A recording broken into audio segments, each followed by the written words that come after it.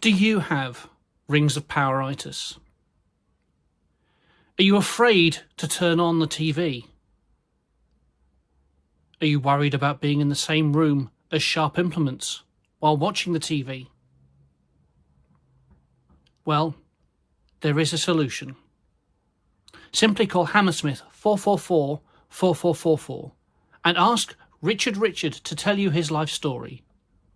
Because even his sad and pathetic existence is better to listen to than watching this rubbish. So here we are, episode 4, and Elrond and his ragtag bunch of diverse elves head out. Elves of the Noldor, a very specific racial type of elf. And we have Asians, we have people of colour, we have a ginger, and we have a dark-haired elf, as well as the blonde Galadriel and Elrond. The only diverse person in that group should be Elrond. Elrond, who is descended from all 3 of the houses of the elves and all 3 of the houses of men, or what, of the Edain, or Edain, I should say. He is the only diverse person in this group as far as Tolkien lore is concerned. But no, we have a diverse group of elves. Anyway, that's not where the stupidity ends, unfortunately, because they set off to go to Eregion on foot. Now, I know elves are able to carry on running, no problem, not stop. Everything meaning that they can carry on going without rest and not lose time against others who would need to rest. But they're trying to get somewhere a heck of a lot faster. They have horses and they've decided to run. Not only that, there's a declaration at some point that it's going to take them something like 2 weeks. Where on earth has this time skipping suddenly come from? Why on earth do they care about time and how it passes through now? Anyway, we now come to the final bit where we're about to see them get delayed because a bridge has collapsed. They say it's been struck by lightning. And then there's a declaration of, it's going to be Sauron. No natural phenomena could destroy this bridge. And Galadriel is getting uppity. She clearly doesn't like being under the control of Elrond because clearly he's going to take credit for any work that she does. And Elrond then says, "Shut up, Ringwearer," basically. And now we have the joy of returning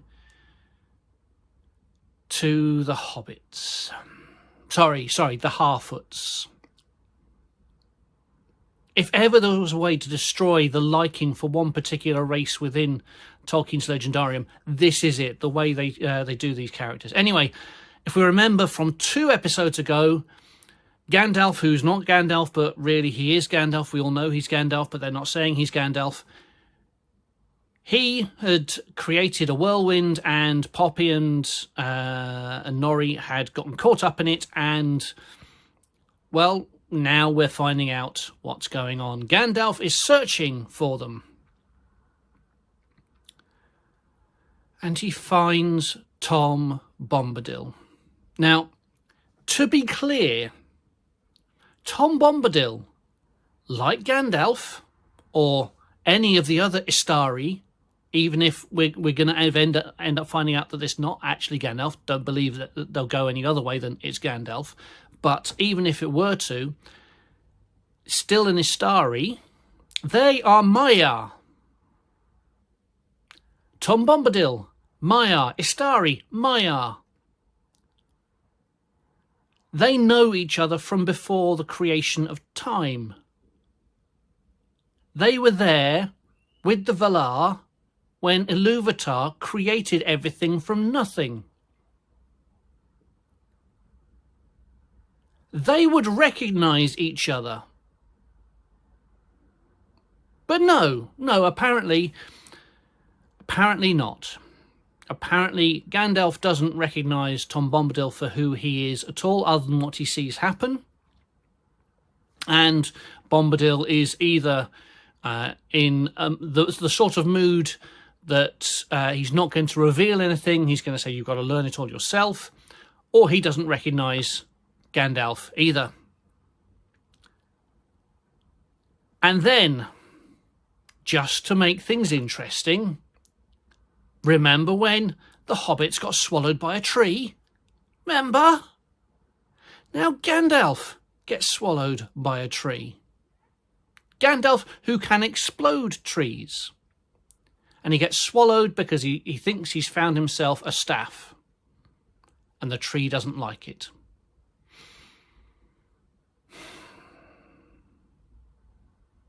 Oh, and Nori and Poppy, they find Poppy a boyfriend because they bump into a creature who we discover is a Stoor. Stoors are mentioned in Lord of the Rings. They're mentioned in the main text.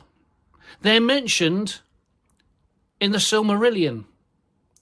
This is mentioning a race of hobbits who are recognised as being hobbits.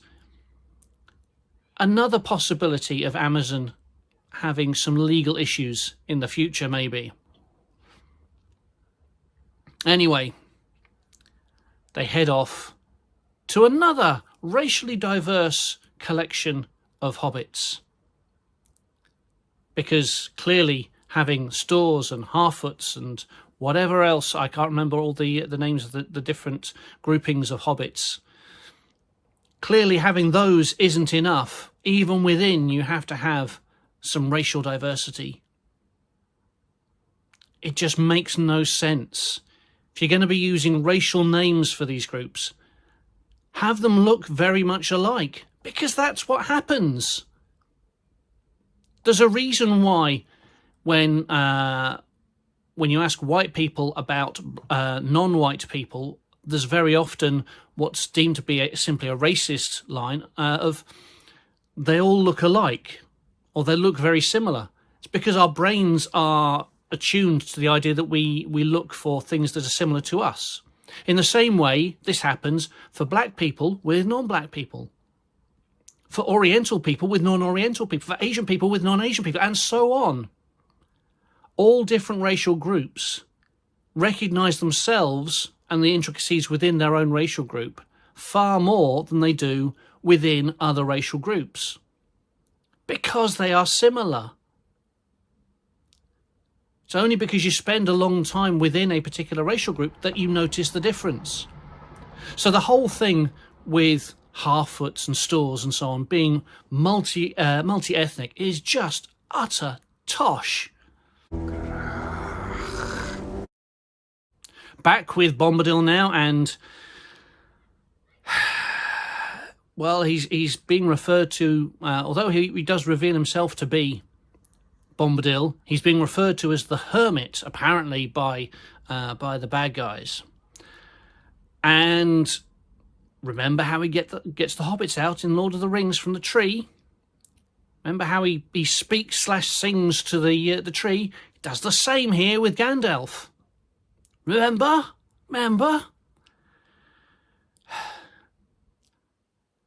And normally I'd say I'm a fan of the actor playing Tom Bombadil. Normally I would say I'm a fan, but he is not very good at playing the character at all. Worst of all of this, he has an accent that's about as consistent as Russell Crowe's when he played Robin Hood. This accent has no consistency at all. He's trying to put him in a West Country accent for part of it, but then others it flops all over the place. And so once he's freed Gandalf, then he starts to become Gandalf's teacher. Completely ignoring the fact that the Astari, who were 5 and 5 only of the Maiar, who were sent over by the Valar to help men as they were fighting against Sauron. These 5 Istari were sent over, arrived as old men, and knew what they were supposed to do straight away, because no loss of intelligence or knowledge or anything like that. It wasn't like someone had scrambled their brains. They knew what they were doing. But anyway, Gandalf needs teaching, so Bombadil's going to be his teacher. And Bombadil, while he's teaching Gandalf, claims that there are more than just Gandalf of the Istari. We'll see where this leads us. And there's a suggestion, potentially, that this bad wizard that there is in Rhûn, that he might be someone that could be an Istari, maybe, and also that Gandalf, as well as being sent here to defeat Sauron, is also supposed to defeat him.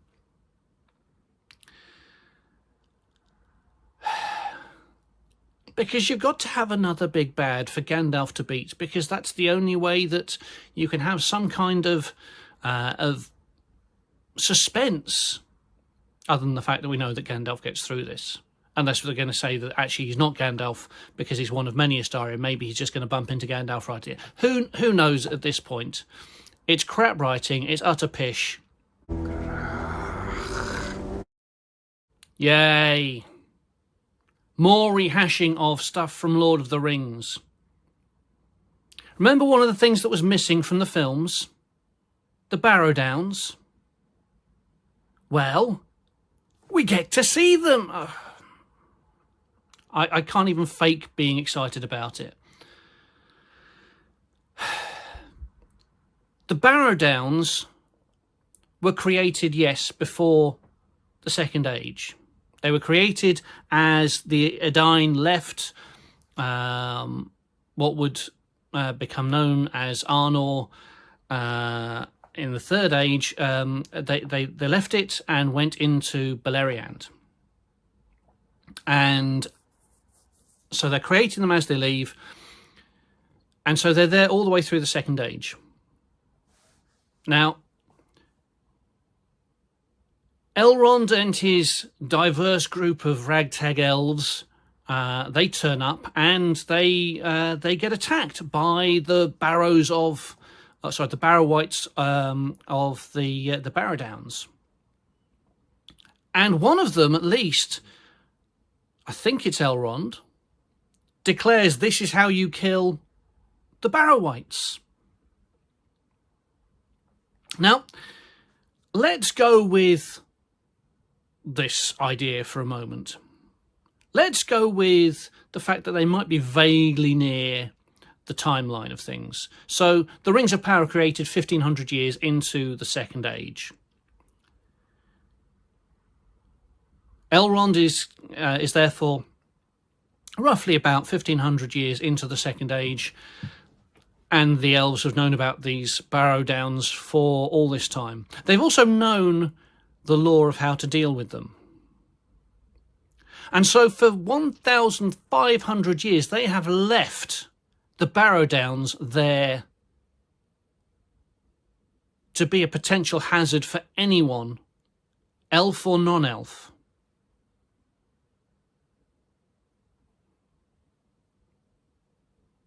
What are they trying to do? Suggest the elves are evil or something? And on top of that, there's the whole thing around why on earth are the Barrow Downs a problem right now? The Barrow Downs weren't actually a problem until the Witch King of Angmar is doing his thing to help to tear apart the Dunedain lands in Arnor. And when, I believe it's roughly around the time that he conquers Rhudaur, and there's fights between Rhudaur and Cardolan, that's when there starts to be the problem. But no, we've got to have it earlier, clearly. We've got to know exactly what we're doing with all of this. We're going to show you exactly how we're doing it. Just leave Tolkien's stuff alone if you're completely clueless about it. Back to searching for Theo now, with Lemonless and Isildur and random woman with Mordor symbol on her neck that she's then burnt out.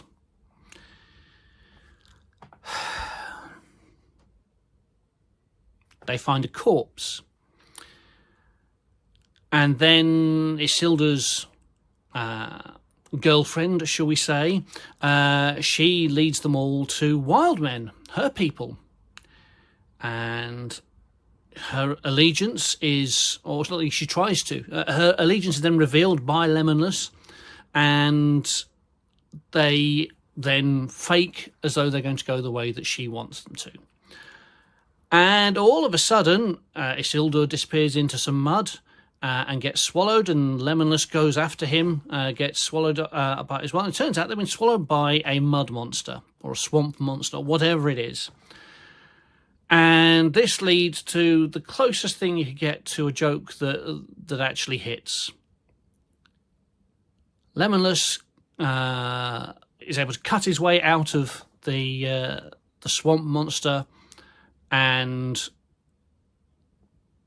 on the tip of his sword he has a chunk of meat, and he quotes Gandalf in relation to there are far worse things in the than this in the deep. That whatever the line is that he uses in Moria,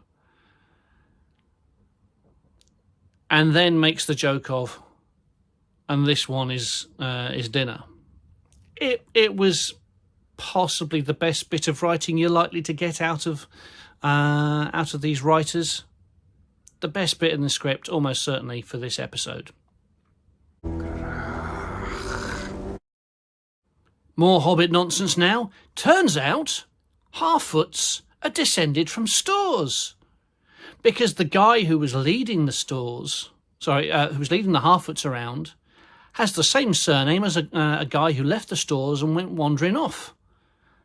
And this is where they're now creating their own mythos for the creation of the Shire.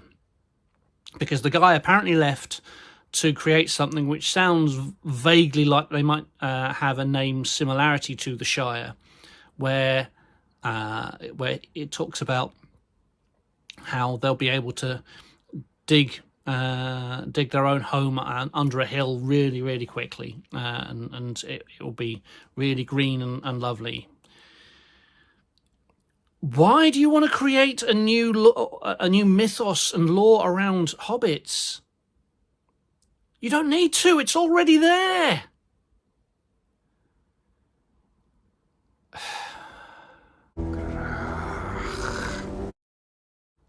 Elrond and his slightly less diverse elven crew, because they lost one of them to the Barrow-wights that aren't yet around to kill people off, but apparently have.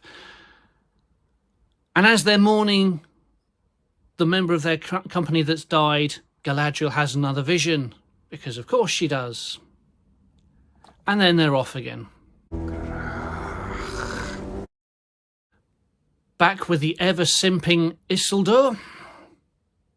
He lets Astrid, this woman that he fancies, out of her manacles, and she betrays him. And he still simps for her, even though she's tried to take she has taken his sword off him. And then they're attacked by Ents. So we discover that whatever it was, the tall thing from last time, is an Ent. And we actually see Ents and Entwives. That's probably not going to go down well with the diversity crew, because if you're Ents or Entwives, that clearly means that the female Ents are defined as being Entwives and nothing other than Entwives. But that's beside the point. They've not actually been referred to as Entwives yet, so it's only obvious that that they are Entwives because there is a slightly more feminine sound to their voice, and unlike the male Ents, female Ents have a whole load of blossom on them. Anyway, The Ents are all uppity about trees being cut down, and Don Lemonless tries to stop anything, and he does stop by bargaining with the Ents, saying he will stop the trees from being cut down. Oh yeah. You're not going to have a fun time when the Númenóreans start cutting everything down to make boats, are you?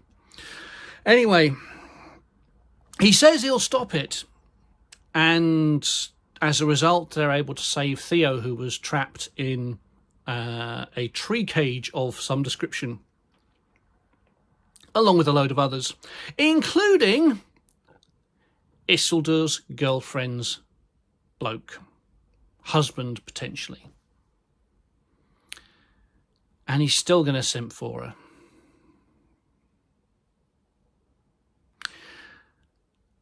An observation on the Ents. If you remember back to the Lord of the Rings films, the Ents weren't exactly brilliant, but they were believable for the fact that they were tree people. Not the case here. The Ent faces are just terrible to look at. They really are not believable at all. Much too much movement, much too much kind of trying to make them look human rather than the fact that they are trees. But anyway, we finish off with Lemonless saying that he can't go back to Pelargir because he's got to go after Adar's orcs who are behind the knocking down of the trees. So, it turns out that there is a really long swathe of trees being knocked down by Adar and his orcs all the way through towards Eregion.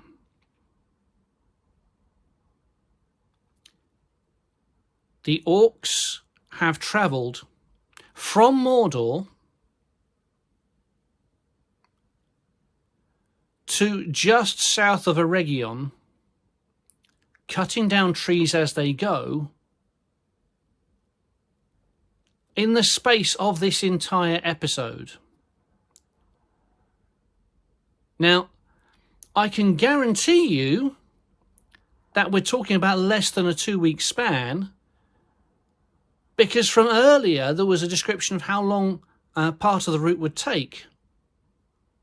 And they're still not actually at Eregion at this point, at Elrond and his elves. So we're talking about a matter of a couple of weeks. They've managed to hack through all of the forest. And remember, the whole situation of the forest back then, because of the fact that the Númenóreans haven't come and settled and made settlements along the coast, the whole of Eriador and what will soon become known as Gondor, they are full of trees. Anything and everything that you will come across there is a tree, meaning that if you're going to be cutting a swathe through like the orcs have, every single time you come to a new tree, it takes extra time, and yet they keep on going. These guys have about as much of a grasp on time as a young person does when they're doing their stuff at school and thinking, oh, time to go yet? No, you've only had about half of the lesson yet. They've got about as much of a grasp on time as the early time travel episodes in things like Star Trek have. The whole understanding of time is just lost completely.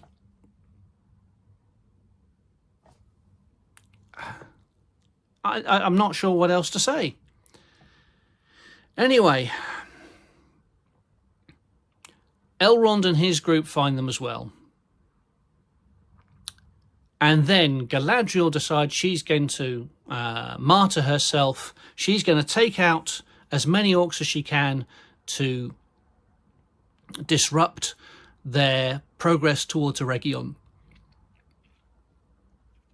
And meanwhile, Elrond is going to head back and tell Gil-galad what's going on so he can bring an army to take on the orcs.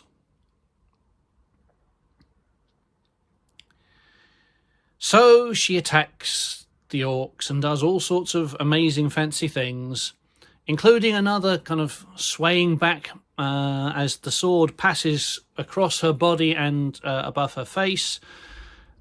She does some horse riding again, and then she's captured by Adar. And yet, I don't care, because I know that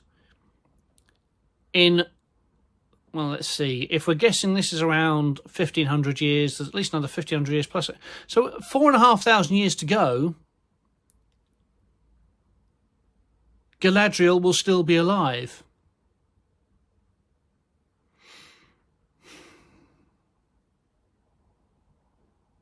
The stakes are non-existent.